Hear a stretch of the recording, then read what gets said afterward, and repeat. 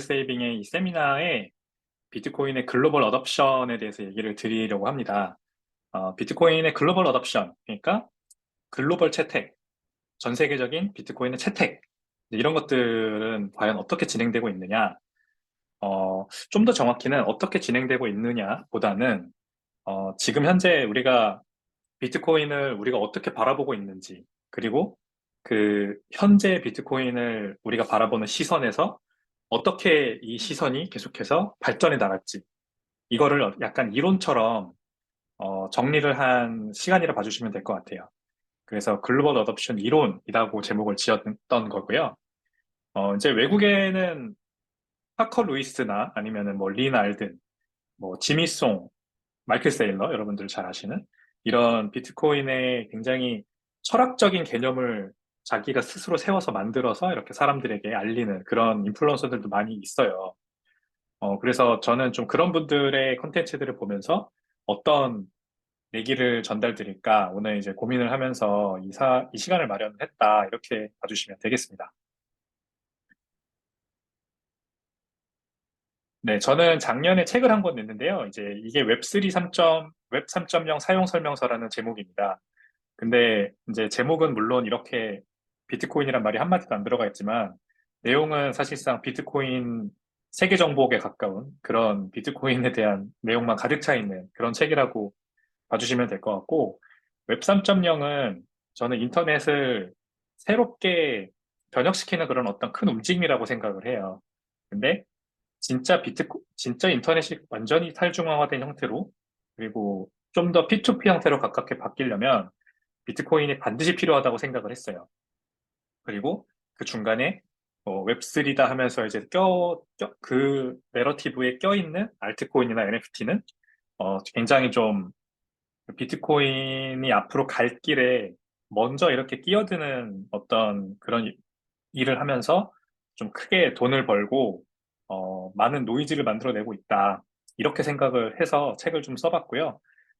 지금 이 QR코드를 스캔하시면은 그 교보문고 페이지로 이동을 합니다. 궁금하신 분들은 한번 봐주시면 좋을 것 같습니다. 네, 책 강추하신다는 분이 계시네요. 감사합니다. 제목은 저도 좀 아쉽습니다. 샌뱅크는 이제 그동안 국내에서 암호화폐 투자자들을 대상으로 이제 금융, 투자, 뭐, 핀테크 서비스를 제공해왔어요. 근데 이제 스매시파이라고 해서 글로벌 버전의 서비스를 새로 내놨습니다. 글로벌 버전 서비스라고 해서 뭐 많이 다르진 않고요. 뭐, 영어로 제공되는 거는 어쩔 수 없는 부분인 것 같고, 글로벌 크립토 투자자들을 대상으로 하기 때문에. 그리고 저희는 이렇게 여기 보이는 대로 좀 전략 상품들을 올려서 이렇게 제공을 하고 있어요. 그래서 뭐 되게 강렬하죠. 샤크, 상어, 그 다음에 라이노, 그 다음에 뭐 커버드 콜이라고 하는 그런 기본적인 어떤 차익거래 상품, 이런 것들을 직접적으로 이렇게 사이트에서 투자할 수 있게 제공을 하고 있고요. 한 달 반 정도 됐습니다. 그래서 제가 싱가포르나 홍콩 같은 그런 우리나라랑 비슷한 그런 글로벌 금융 선진국에 가서 좀 세일즈나 마케팅을 하고 있는 중입니다. 네, 여기 홈페이지 주소도 달아놨으니 궁금하신 분들은 한번 들어오시고, 바이낸스랑 OKX 계정 같은 거 있으시면 바로 로그인해서 쓰실 수 있거든요. 그래서 관심 있게 봐주시면 좋을 것 같고요. 어, 지금 다들 아시죠? 이제 비트코인 ETF가 거의 목전에 와 있습니다. 그래서 내년 초에 아마 실제로 출시가 되고 그 다음에 거래가 시작될 것 같다라고 하고 있는데요. 지금 보시면 이제 여러 개 이 블룸버그 터미널 화면을 캡처한 건데 굉장히 많은 이 ETF 운용사들, 자산 운용사들이 이거를 비트코인 현물 ETF를 지금 출시를 목전에 두고 있죠. 그래서 가장 유명한 그 중에서도 가장 사람들의 입방아에 많이 오르내리는 회사는 역시 블랙록 같은 굉장히 대형 그다음에 자산 운용사가 있고 그다음에 우리가 잘 아는 그 돈나무원이 캐시우드가 운용하는 아크인베스트도 있고요. 그다음에 위즈덤 트리라던가 뭐 피델리티, 프랭클린 템플턴 이런 미국에서 유명한 자산 운용사들이 다 비트코인 현물 ETF를 내겠다고 아주 이를 부득부득 갈고 지금 기다리고 있습니다. 이런 것들이 이제 가장 쉽게 우리가 좀 피부로 느낄 수 있는 그런 비트코인의 글로벌 채택의 한 가지 예시라고 볼 수 있겠죠. 간단하게 말하면. 그리고 여기 보시다시피 이제 자산운용사들은 ETF를 내지만, 아이고, 자산운용사들은 ETF를 내지만, JP 모건이나 모건 스탠리, 골드만삭스, BNY 멜론 같은 미국에 있는 시중은행들 또는 투자은행들은 OTC 데스크라던가 아니면은 이제 굉장히 부자 고객들을 대상으로 한 그런 상품이라던가 이런 것들에 비트코인을 이미 넣어서 다 판매를 하고 있어요. 그리고 그 금액들을 다, 이 은행들이 굴리고 있는 자산의 규모만 다 합쳐도 27조 달러나 되기 때문에 비트코인이 여기에서 뭐 몇 퍼센트나 과연 차지할지는 모르지만 적어도 뭐 1%, 2% 이렇게만 계산을 해봐도 엄청난 자금이 비트코인 전체 시가총액에 들어올 거다라는 걸 우리가 알 수가 있는 거죠. 그러니까 많은 사람들이 비트코인을 은행이나 자산운용사나 투자 뭐 증권사나 이런 데를 통해서 앞으로는 투자하고 보유하게 되는 그런 세상이 곧 올 것 같습니다. ETF의 등장이 그거를 굉장히 앞당길 것 같고요. 근데 그거는 우리가 지금 이제 뭘 말하는 건가요? 그러니까 자산운용사들이 비트코인을 고객들을 대신해서 사서 가지고 있는다. 또는 증권사들이 비트코인 관련된 상품을 고객들에게 제공한다. 이런 것들이 뭘 말하는 거냐면 지금 비트코인이 어떤 거래소에서 계속해서 트레이딩되는 그런 투기 자산이 아니라 장기간 보유하는 장기 투자 자산으로서 자리매김한다는 걸 의미를 해요. 그러니까 이 그래프만 봐도 바로 알 수가 있죠. 이 글래스노드에서 제공해준 이 그래프를 보면 전체 비트코인 유통량 중에 무려 75% 정도가 지금 1년 이상 한 번도 움직이지 않은 그런 물량이라고 되어 있어요. 이 그래프에서 하늘색으로 그려져 있는 이 부분입니다. 그래서 2010년 비트코인이 첫 등장했을 때부터 1년 이상 움직이지 않은 단기 보유 물량의 그 어떤 비중이 계속해서 늘어나고 있는 걸, 추세적으로 늘어나고 있는 걸 알 수가 있죠. 그, 이제 중간중간에 그 부분이 줄어들고 다시 늘어나고, 줄어들고 다시 늘어나고 하는 거는 당연히 반감기와 가격 사이클에 영향이 있겠지만, 어쨌든 추세적으로 보면 지난 13년간 비트코인이 계속해서 단기 투자자들의 비중이 늘어나고 있다. 74.5%. 지금은 더 늘었습니다. 76% 이상으로 역대 최고치를 지금 찍어놓은 상태입니다. 이 1년 이상 움직이지 않은 비트코인 수량이요. 그러니까 비트코인을 한 번 사면 1년 동안은 무조건 재경을 놓는다 하는 사람들이 이렇게 늘어나고 있다는 거는 비트코인이 그냥 단순히 투기 자산이 아니라 또는 트레이딩을 위한 어떤 그런 도구가 아니라 장기 투자 자산. 그러니까 store of value라고 하죠. 가치 저장 수단으로서 본격적으로 인정받고 있다. 우리가 이런 얘기를 자주 합니다. 가치 저장 수단. 가치 저장 수단으로서 인정받고 있다. 가치 저장 수단은 대표적으로 뭐 미국 달러화, 그 다음에 뭐 저기 강남에 있는 한 번도 가격이 내려가지 않는 저 아파트들, 그런 것들이 이제 대표적인 가치 조정 수단이지 않습니까? 우리가 언제든지 돈을 넣어 놓으면은 그 가치가 유지되고 그리고 환매할 수 있는 가능성도 뛰어나고 그런 특징을 가진 것들을 말합니다. 비트코인이 가치 조정 수단으로서 자리매김하고 있다라는 거는 굉장히 고무적인 일이라고 볼 수가 있는 거죠. 자, 이게 지금 비트와이즈라고 비트코인 그 현물 ETF를 출시한 자산운용사에서 얼마 전에 불과 이틀 전에 내놓은 광고입니다. 이 광고를 뭐 짧지만 잠깐 보고 갈게요.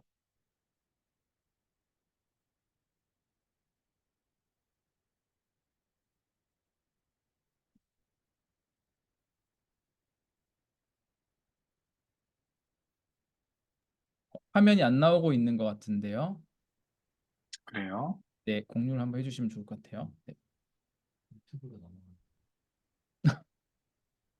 훈종님 얼굴이 광고냐고 물어보시는데요. 아니죠? 네. 다시 한번 제시도.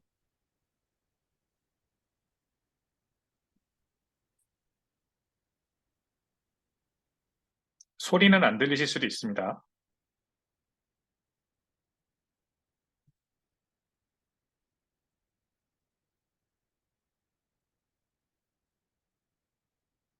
짧은 광고입니다. 15초짜리, 13초네요. 이분은 참고로 1938년에 태어나신 분이고, 미국의 유명한 뮤지컬 영화 배우예요. 그래서 이 미국 사람들은 잘 아는 그런 배우인데, 우리나라 분들은 좀 생소하시겠죠? 아무튼 비트코인 광고가 비트와이즈에서 만든 광고가 나왔고, 그만큼 ETF가 나오면은 적극적으로 셀링하겠다라는 걸 의미를 하죠. 그러면 내년 초에 만약에 실제로 블랙락이나 피델리티 같은 것들이 실제로 이제 광고를 또 만들어서 내면 어떨까요? 그 미국은 슈퍼볼 굉장히 유명하잖아요. 이 슈퍼볼 광고에 아마 이런 블랙록이나 피델리티 같은 대형 기관들이 만든 비트코인 ETF, 현물 ETF 광고가 등장하지 않을까 조심스럽게 한번 예상을 해봅니다. 대박일 겁니다, 아마 그러면. 다시 전체 화면으로 하고, 자, 그래서 지금 무슨 얘기를 결국 하려고 하는 거냐면, 우리가 지금 비트코인이 가치저장 수단으로는 인정을 받았다라고 얘기를 했어요. 그러면 그 다음은 뭐냐? 저는 여기에 결국 글로벌 어답션이 달려있다고 생각을 해요. 진짜 전 세계인이 비트코인으로 뭐 돈도 주고받고, 뭐 물건도 사고, 그 다음에 뭐 회계장부에 비트코인으로 기록을 하고, 이런 것들이 가치저장 수단 그 다음에 뭐가 되어야만 하느냐라는 게 이제 제가 오늘 드리고 싶은 말씀입니다. 이 사진을 보시면 저 절벽 너머에 있는 저 공간으로 가야 돼요. 이 사람은. 그래서 목적지는 어딘지 알아요. 하지만 도대체 어떻게 저기를 가야 하는지는 알지 못하는 사람들이 굉장히 많은 것 같아요. 제가 오늘 그래서 그 답을 어떻게 가야 하는지, 비트코인의 글로벌 어답션이라는 그 목적지로 우리는 어떻게 가야 하는지를 좀 시원하게 말씀을 드려보겠습니다. 이 문제는 여기서 시작해요. 우리가 맨날 맨날 쓰고 있는 원화, 그리고 미국의 달러화, 이런 법정화폐들은 마치 녹는 얼음과 같은 지금 운명에 처해 있습니다. 언젠가는 없어질 거라는 얘기를 드리는 거예요. 도가 없어질 수밖에 없는 운명. 뭐 굉장히 극단적으로 들리시겠지만 사실 한 앞으로 10년이나 20년 뒤에 그 법정화폐 가치 또는 화폐의 지위를 다시 한번 우리가 이 자리에서 논의를 하면은 지금과는 사뭇 다른 양상이 되어 있을 거라고 저는 감히 자신할 수 있습니다. 적어도 우리나라의 원화 또는 뭐 중국의 위안화, 일본의 엔화 같은 것들은 지금의 위상과는 또 상당히 다른 위상으로 자리매김해 있을 거예요. 물론 외화라는 게 상대적인 가치에 따라 가치가 매겨지기 때문에 반드시 더 잘 나가는 그 가치가 더 좋은 그런 외화가 있기 마련이지만 지금 비트코인과 나머지 법정화폐들을 비교를 한다면 이 법정화폐들의 대부분은 비트코인 대비해서 이런 녹는 얼음과 같은 그런 운명을 지녔다라고 생각을 하고요. 그게 왜 그러냐면 지금 이 미국의 천문학적인 부채가 결국에는 문제죠. 이제 미국의 문제만은 아닙니다. 전 세계의 주요국 정부가 다 마찬가지 문제를 가지고 있고 엄청난 부채를 이렇게 머리 위에 짊어지고 있는 형국입니다. 점점 그 부채 덩어리 규모가 늘어나고 있고요. 그래서 왼쪽 그래프를 보시면 2023년에 미국 연방 정부 부채가 지난 100년간 최고치 33 트릴리언 달러까지 올라갔고 33조 달러죠. 그다음에 저 오른쪽 그림은 지금 제가 이게 가려가지고 잘 안 보이는데 움직일 수 있나 한번 보겠습니다. 아이고. 네, 요거는 아무튼 이제 그 2022년 연방 정부 GDP 대비해서 연방 정부의 부채 비율을 이제 보여주는 겁니다. 그래서 일본이 굉장히 높은 걸로 다 알고 계시죠? 120%가 넘고 140%가 지금은 넘고 미국이 120%가 넘어서 지금 이제 거의 일본을 쫓아가는 중. 그래서 버는 돈보다 쓰는 돈이 더 많은 이자로 나가기만 하는 돈이 훨씬 많은 형국입니다. 그러니까 이 비용이 반드시 어떻게든 우리들한테 돌아온다. 그리고 어떻게 이게 돌아오느냐? 가장 대표적으로 이렇게 돌아옵니다. 인플레이션을 통해서 화폐 구매력이 하락하면서 우리 같은 서민들한테는 점점 화폐 구매력이 줄어드니까 사기 어렵고 좀 팍팍해지는 그런 현상이 일어나는 거죠.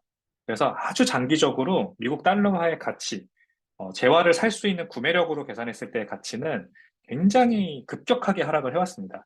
특히 1971년 이 그래프의 중간에 보이는 저 점, 1971년 이제 금태환 중지 이후로 미국 달러화의 가치는 아주 급격하게 하락을 해오고 있어요. 그래서 1달러 가지고 1900년대 초반에 콜라 한 병을 사 먹을 수 있었다면 지금은 1달러 가지고 콜라 한 병은커녕 물 한 병도 못 사 먹는 미국에서 물 한 병 3불이 넘습니다, 여러분. 참고로 그 500m짜리 생수가 굉장한 인플레이션이고요.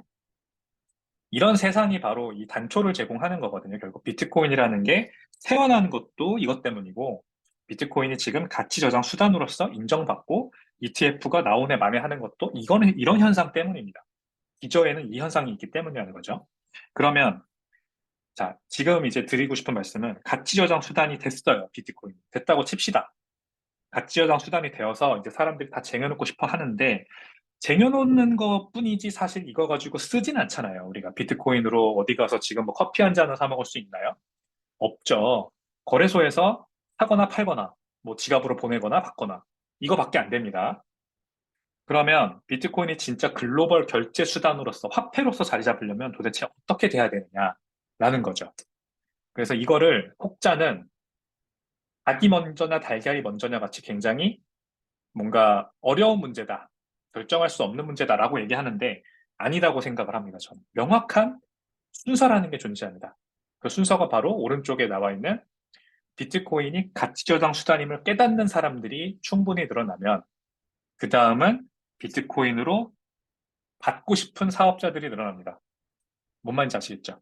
비트코인, 내가 사업을 하거나, 뭐, 자영업을 하거나, 뭐, 기업을 하거나, 뭔가를 해요. 경제 활동을 한다는 건 결국, 뭐, 근로자가 아닌 다음에야 이제 그런 것들을 하는 거잖아요. 그래서 아주 쉽게 이제부터 계속 나오는 예는 가맹점주, 여러분들이 뭐, 자영업자라고 생각을 해보세요. 커피숍을 운영하는 자영업자. 그런 사람으로서 내가 비트코인의 가치 조정 수단으로서의 가치를 깨달았어요. 그래서 나는 매달 내 커피숍에서 버는 돈으로 비트코인을 사요. 그렇겠죠. 여러분들도 직장인이시면 더 잘 이해되시겠죠? 월급 받으면 그걸로 비트코인 사겠죠. 근데 만약에 그냥 비트코인을 받으면 어떨까요? 그죠? 그게 바로 밑에 있는 그림이 보여주는 겁니다. 내가 파는 상품이나 서비스가 달러로 혹은 원화로 먼저 들어오는 게 아니라 비트코인으로 바로 들어오면 훨씬 더 간단하잖아요. 과정 자체가. 그래서 이렇게 한번 제가 그려봤어요. 사업 소득이 있어요. 제가 비트코인으로 매수를 해야 돼요. 그러면은 이런 단계를 거칩니다. 7단계. 고객이 저한테 원화를 줍니다. 고객이 원화를 마련을 합니다. 고객의 은행 계좌에서 뭔가 결제 솔루션을 통해서 저의 은행 계좌로 넘어오겠죠. 그리고 저는 그 원화를 비트코인으로 바꾸기 위해서 거래소로 가겠죠. 그리고 비트코인을 삽니다. 이렇게 이제 7단계를 거치는 거죠. 그 다음에 이게 없어지면 그럼 어떻게 되냐? 비트코인으로 직접 결제를 받으면 그냥 고객이 가진 비트코인이 나한테 넘어오는 아주 간단한 그런 2단계로 해결이 되는 겁니다. 그러니까 뭐 아주 러지컬하게 보면은 그 합리적인 생각을 해보면은 비트코인으로 그냥 결제 받는 게 훨씬 낫다. 내가 비트코인을 정말 가치 저장 수단으로서 정말 잘 그걸 이해하고 있고 이제부터 나는 비트코인을 매달 또는 뭐 주기적으로 살 거라는 결정을 한 사람이라면 그 사람의 입장에서 봤을 때는 결제 수단으로 비트코인을 도입하는 게 훨씬 유리하다라는 거죠. 그래서 비교를 해봐요. 이렇게 고객 주도로 만약에 비트코인의 글로벌 어답션이 일어난다. 그러면은 이렇게 얘기를 해야 됩니다. 고객이 커피숍으로 가요. 그래서 사장님, 저 비트코인으로 결제하게 해주세요. 왜냐하면 저는 비트코인 너무 좋아요. 이게 훨씬 뛰어난 돈이고요. 사장님도 이거 모으셔야 돼요. 그러니까 받으셔야 돼요. 이러면서 시켜야 돼요. 설득을 해야 됩니다. 그쵸? 그러면은 그 사장님 입장을 생각해 보세요. 뭔 소리야? 하면서 나가라고 하겠죠. 근데 사업자 주도의 비트코인 결제 도입은 아예 다릅니다. 사업자가 사장님이 고객이 오면 저희 비트코인 받아요. 왜냐면 비트코인이 더 좋아요. 비트코인으로 결제하시면 10% 할인해 드릴게요. 이렇게 선택지를 제공할 수 있어요. 카드 긁으셔도 되고요. 아니면 비트코인으로 하셔도 돼요. 근데 비트코인으로 하시면 10% 할인해 드려요. 이렇게 되는 거죠. 그러니까 사업자는 이미 비트코인의 가치 현황 수단으로서 가치를 너무 잘 알기 때문에 개개인의 독자적인 결정과 결국 행동이 누적되면서 어답션이 확산되는 겁니다. 어떤 누가 시켜서 막 이런 그물망 같은 네트워크가 만들어져서 그 안에서 비트코인을 써라! 라고 하는 식으로 절대 되지 않을 거예요. 반드시 내가 먼저, 그리고 내 옆에 있는 당신이 먼저 비트코인을 받는 걸 결정하면 그게 하나하나 누적되어서 하나의 네트워크가 형성되는 것이지 그 뭐 어떤 국가가 나서서 또는 뭐 어떤 기업이 나서서 우리가 이제부터 비트코인으로 결제 받을 겁니다 하면서 막 그 뭐 예를 들어 SK 같은 대기업이 우리 자회사들이 뭐 열 몇 개인데요. 거기에는 비트코인 다 받을 거니까 이제부터 글로벌 어답션이 될 겁니다. 라고 하는 거는 어불성설이다라는 말인 거죠. 그래서 내가 먼저 하는 게 중요합니다. 개개인의 결정과 행동. 그래서 고객 입장에서는 그러면 왜 이 비트코인으로 결제를 하라고 하는 사장님의 말을 들을까요? 그것도 한번 우리가 논리적으로 생각을 해봐야겠죠. 아, 싫습니다. 나는 비트코인 뭐 살 줄도 모르고 그냥 카드 결제할게. 이럴 수도 있잖아요. 그래서 이 트리 맵을 한번 보세요. 왼쪽에 보시면 사업자는 결제받은 비트코인을 곧바로 원화로 바꿀 사람인가? 라는 거를 한번 고객 입장에서 고민을 해봐요. 그래서 그럴 사람이다. 그러면은 굳이 비트코인으로 결제할 필요 없다. 그렇죠? 제가 고객이에요. 근데 이 사람은 비트코인 너무 좋아해서 계속 모으는 사람이래. 그러면은 뭐 반신반의해 하지만 비트코인으로 결제하는 게 저 사람한테는 좋겠네. 라고 생각은 할 수 있겠죠. 그죠? 그건 아직 결정한 건 아니지만 어쨌든 생각은 할 수 있잖아요. 자, 그러면 여기 아니오로 갔어요. 그러면 거기서부터는 나는 또 가려가지고 잠시만요. 뭐라고 써 있나요? 이 줌이 굉장히 힘드네요. 마우스 커서가 없어져가지고 자,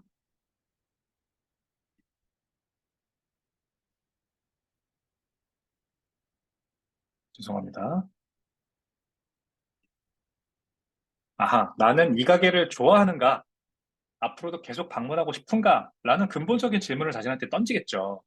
그러면 나는 이 가게가 너무 좋고 있었으면 좋겠어라는 마음이 있다면 그 사장님을 위해서 비트코인으로 결제하는 게 매우 합리적이죠.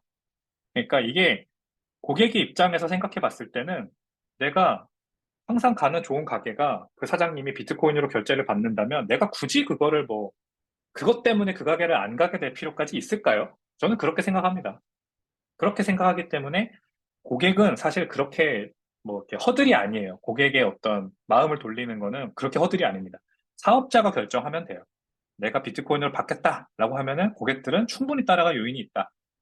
물론 괜찮은 서비스를 제공하는, 괜찮은 상품을 제공하는 그런 사업이어야 하겠죠.